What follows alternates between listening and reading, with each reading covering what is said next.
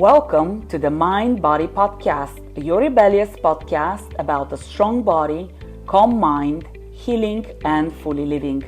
I'm your host, Maria Angelova, creator of the Angelova Method, an integrative approach to mind and body connection.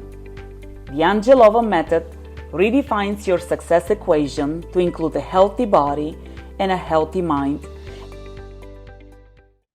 Hi, Rebels. Welcome to the Mind Body Podcast, your rebellious podcast with me, your host, Maria, where it is all about the strong body, calm mind, healing, and fully living. And today, our treat is Heather Markham, who is making waves for good by helping companies with projects which solve disability issues. Heather, it is such a pleasure to have you here today. Thank you for making the time to be here with us. You're welcome. Thank you, Maria, for having me. I love being here. Yes. Heather, we met through Authority Magazine and doing an Authority Magazine interview, and I loved your interview. I love your positivity, your passion, your perspective on things. And before we dive and have a fabulous conversation, let's get to know who Heather is. So give us 3 words that give us a little bit of a background of who you are, a little bit of story behind each word. Sure. So I'm courageous. Trying to define courageous and trying to identify myself as courageous is either really, really brave or really, really stupid. I don't really know which. But I've come a long way. I have a progressive muscular dystrophy, and it's courageous to stand up to the medical professionals and say, there is something wrong here. And believe it until I got someone to say, oh, you know what? There's something wrong with you. Mm-hmm. Something we can see, something we can diagnose. And so it's really an act of rebellion and an act of courage to stand up and say, I know my body, I know something's off, until you find someone who will actually pay attention to you. Yeah. Mm-hmm. I'm an advocate. I've been working in the field of assistive technology for 15 years. And assistive technology can be as simple as the eyeglasses you're wearing, out to something as ridiculous, well, not ridiculously, but exceedingly fancy. Like I sit on a very high-tech power wheelchair, and I drive a very, very high-tech van. Those are also assistive technologies. And then there's everything in between. My last word is loved. And it's kind of the last word about everything, right? Loved. And I know that I am loved fiercely by my family and my friends. And it is their fierce love that helps me be brave and go out and live out my most amazing dreams. That's almost making me choked up, Heather. Love is powerful. Love is powerful. Yeah. And it doesn't have to be romantic love, right? It can be family love. It can be spiritual love. Yeah. Love is love, and love is high vibrational. And love helps us be brave, especially those moments where life serves us surprises that we don't expect and challenges us in ways we don't expect. Heather, share a little bit about your story, and it's a truly inspiring story. Thank you. So I was raised in a military household. I had a normal childhood, although tripping over my words, I'm going so fast. I'm sorry. That's okay. You're excited. I am excited. I was raised in a military family, and we moved around a lot. And there was no hint that something was medically wrong with me, except that I was my mom's clumsy child. Tripping, falling down, getting hurt a lot, getting hurt often, getting hurt big in ways that nobody understood. Mom didn't know how I could roll off the couch at the age of 2.5 and break my collarbone. Oh, wow. Kids are supposed to be bouncy. I was not a bouncy child. I was a trip and fall down and get hurt child. But I was an athlete, and I was a tennis player. And in my early 20s, I noticed something started going very wrong, and it took 12 years before I was diagnosed with a progressive muscular dystrophy. And that was don't in know what that 2000. Tell us just a little bit about what that is, Heather. Oh, sure. So you're aware of ALS and Jen. Those are both forms of muscular dystrophy. Okay. So this is a video podcast, so I'm going to do a little bit of show and tell. So in order for me to touch, so let's touch our noses together. Ready? Go. Yeah. Okay. So for me, that involves lean and hold and touch. So for me, I'm 20. What year is it? So I'm 33 years. Oh my gosh, I'm 55 these days. So I'm 33 years into the awareness of the progression. And so my hips and shoulders are very, very weak and getting weaker. And it was a while after I was diagnosed before I had my genetics tested. And so they actually sent my DNA off to France. Go figure, it's in France. And what they determined was that the type of muscular dystrophy that I have means that the protein which creates the Band-Aid when you tear a muscle that's going to heal that muscle up, my body just doesn't make. And so for every muscle that's ever been torn in my body trying to get stronger, because that's its natural workings, doesn't work for me. That muscle has stayed torn. So weaker is weaker. It's like a really slow downhill slide, and I can do a little bit of maintenance. Like I can work to build a muscle a little bit, just not to the point of tearing it. Yeah. And so I can do little things to get stronger. Standing helps, that kind of stuff. But I'm never going to be able to pull off that amazing video that you put up on LinkedIn where you did that back bend over the thing and the handstand into the splits. Okay. Like that's just way outside my skill set. And it's something that I've had to come to grips with, right? You have to figure out how to be resilient, how to be rebellious in those ways, right? Where you just say, okay, this is what's going on with me. And I am okay with the fact that I'm never going to meet your standard.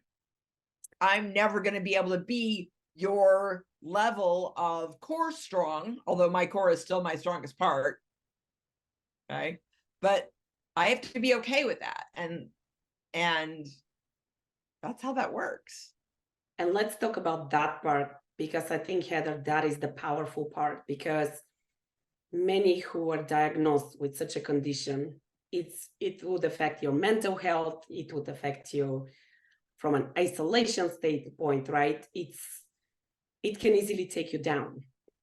It can. And when I was first diagnosed, I cried for days. Like, I'm so far past diagnosis because I got diagnosed in 2002. And I really did sit home and cry for a few days because I was in my 30s and I saw everything that I wanted, that I thought I wanted, disappearing, being ripped out from underneath me. And so it's like, well, am I going to sit home and cry for the rest of my life, or am I going to stop that because I'm boring myself and figure out what it is that I can do within the limitations that I have? And that's when you chose to be courageous. It is, and it's a matter of deciding who I am. Yeah. It's a brave decision. And, it's important to know the choice that you're bringing up there, because you have chosen to not only be who you are, which is a rebellious thing in itself, but to also inspire and change the world in the most positive ways, despite, that was like brought you out to your calling, I guess. Thank you. Yes, it really did, because it helped me understand, right, a lot of things, including I can never be in your shoes.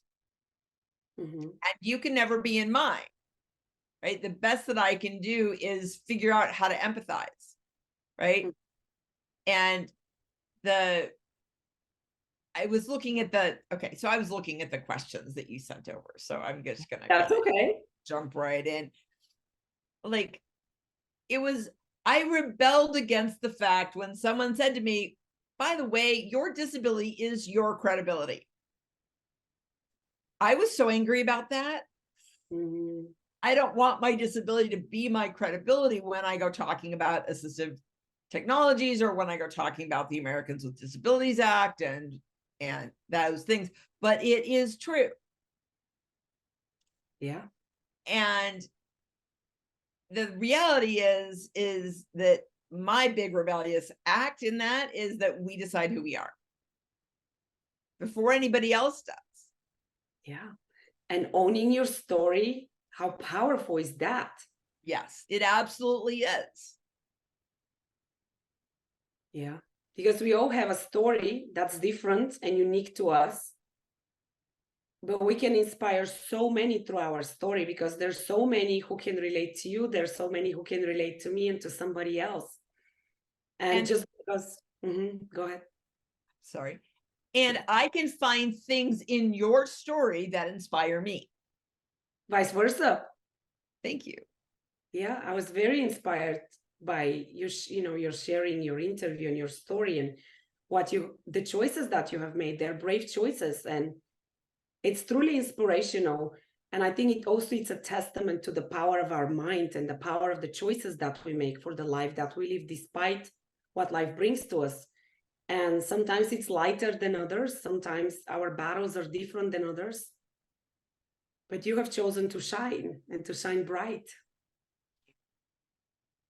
Yeah, so congratulations for that, Heather. Thank you. I appreciate that. It's hard. Yeah, but you're doing it. I am doing it. We interrupt this episode with a very special announcement. Please join us for a wellness retreat in Bali in April 2024. Inner Alchemy, the art of living fully. For more info, check episode description. I was at work and this gal said to me, I just need to bring my husband to see you. He has PTSD and he's down all the time, and you're just so positive and you're up all the time. And I said to her, I'll be happy to talk to your husband, but please understand something. I'm at work. You don't see me at home. At home is where I get to be unhappy, where I get to have the space to decompress, right? Where I don't have to have my public face on. So while I'll be happy to talk to your husband, you might understand that you're being given the privilege of seeing his down space, his down time. Yeah. And she went. So that's really important to talk about, Heather, because I was having a conversation with a client today. It's amazing how these conversations are on the same days when I'm talking to somebody about the same thing. I frequently get asked, are you always happy? And the answer is no. I am a human and I experience the same emotions, maybe to a different degree as you. What's different is that I'm so aware that when I feel myself slipping down and going into the rabbit hole, I have tools to pull myself up. So instead of tanking down, my downs maybe are not as deep as yours, but I'm very intentional and I don't pretend. I mean, I have shitty days. I have days that I cry. That's part of being human.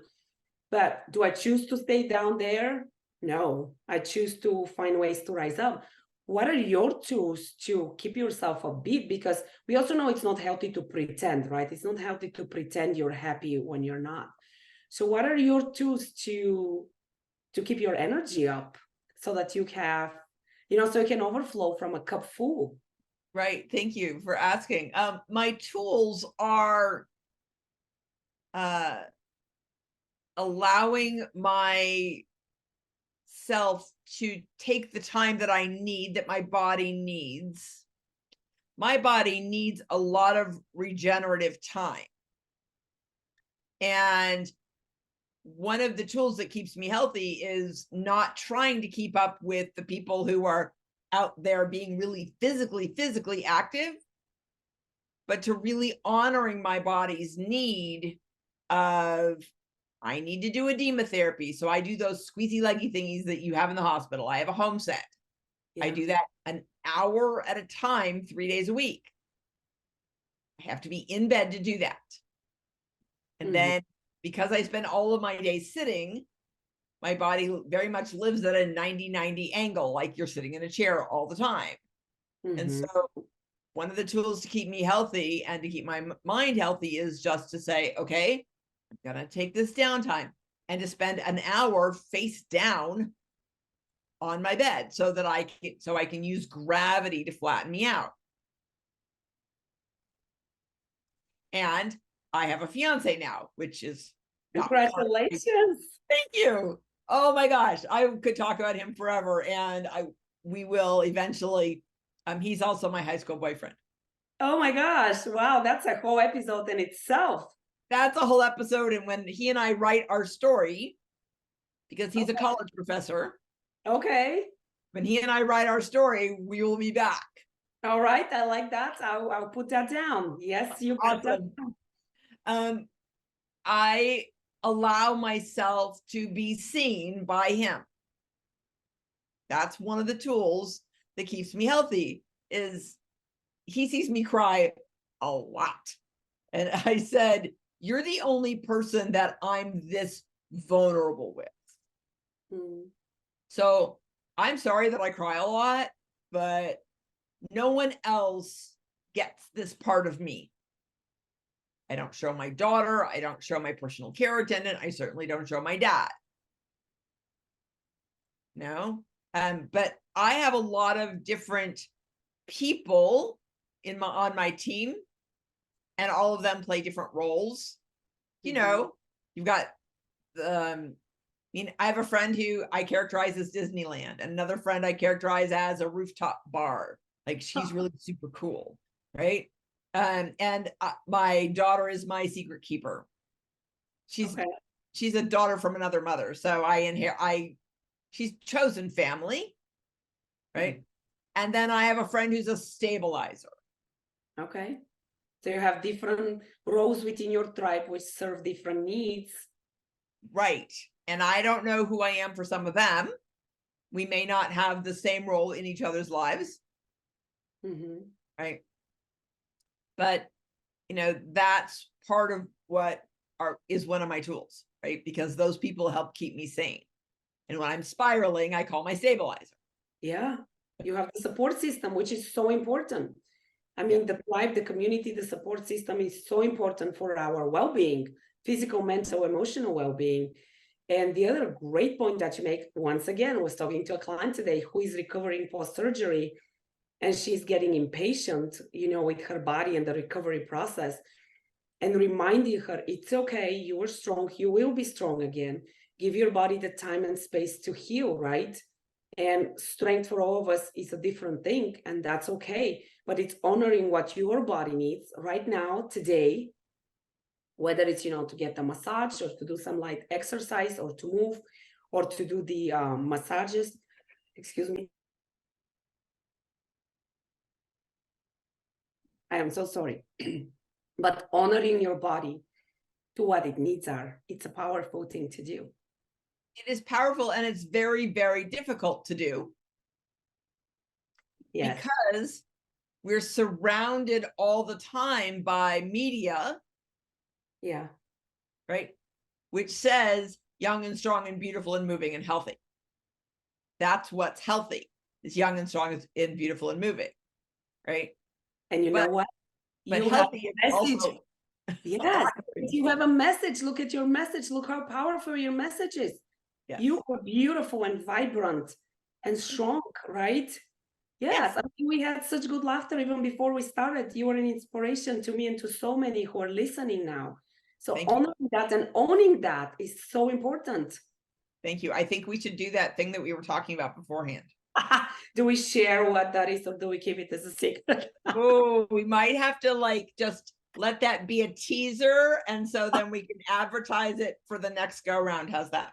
That's when you and your fiance come on board. He'll be a Oh, I shock. don't know that he'll be into that at all, but we'll try. Or he might be all over it, but Oh, you never know. Heather, let's start wrapping up. Tell us a piece of advice or a favorite quote that you have to leave us with. So my one piece of advice is to find your team. I talked a little bit about my different friends and the different roles that they have, but I have a friend, and when I was really upset about the fact that I needed help to get into my wetsuit so that I could go surfing, and yes, I'm a surfer. Yes, I lay down on a surfboard, and I don't surf the web, I surf water, and I've surfed Hawaii. I said, I'm really unhappy about needing all this help. And she said, let's talk about astronauts. I was like, I'm griping about the fact that I'm a person who uses a wheelchair and I need help into a wetsuit, and you want to talk about astronauts. And she said, I do. Tell me about astronauts. Are they the most fit people on the planet? I said, yes. She said, are they the most independently capable people on the planet? I said, yes. And she said, do you think that they can get into their little bunny suits all by themselves? I don't know. And she's like, no, they do not. They do not.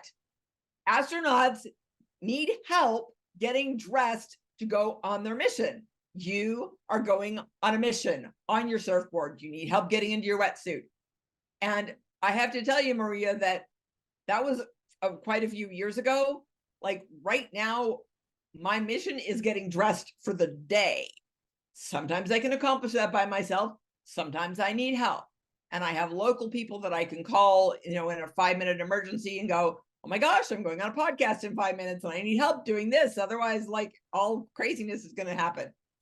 And so find your team. Yeah. Understand that everyone needs help at some point in some measure. Yes. Good to accept it. And I do have to pause there and say, what I say when I hear the story that you shared is, you say I need help getting dressed. I say, girlfriend, how many people get on a surfboard and get in the ocean and surf? Not many. So I think that's a good perspective to keep. Thank you. It's so easy to get into the negative. Right. And it sometimes takes to change the perspective, like your friend changed your perspective with the story on astronauts. Yeah. Okay. Heather, what's your definition of rebellious? I mean, we know why you're here. We know you're a rebel. What's your definition of rebellious? How about if I give you my definition of a rebel? Go for it. I'm going to define myself as a rebel, which is believing that my disability doesn't make me a sad sack. And it doesn't make me an object of pity just because I use technology. Love it. Love it. You're owning it, and you're such an inspiration and bright light. Heather, thank you so much for being here. Where can people find you? Where can people follow you? Social media, website? Sure. So I'm on Facebook at Heather C. Markham. And there's the same picture that's on my book. Okay. I'm very, very blonde in that picture. So if you find the blonde one, that's my professional Facebook page. I'm on Instagram at Heather C. Markham. Okay. My website is www.makingwavesforgood.com. And from there, you can link out to all of my other projects. Awesome. Heather, my book, Rough Waters. Oh, sorry. My book, Rough Waters, From Surviving to Thriving with a Progressive Muscular Dystrophy, is available everywhere you can buy books. Amazon, the bookstore, everywhere. Amazon and everywhere online. Is it digital and print? Digital. So it's an ebook and it's a hard copy. Yep. Fantastic. Heather, thank you so much for being here with us today. Rebels, do hope you're equally inspired as I am. And I hope this is a fantastic reminder to you that you can do anything that you set your mind to. You can choose to be courageous like Heather did. If you have any questions for Heather, please make sure that you ask them, make sure that you follow her. Heather, thank you once again for being here. And you rebels, make sure to stay rebellious. See you next time. Did you enjoy the conversation? Like, subscribe, and share with your friends. Want to redefine your success equation to include a healthy body and a healthy mind? Check out our website at rebellious-studio.com.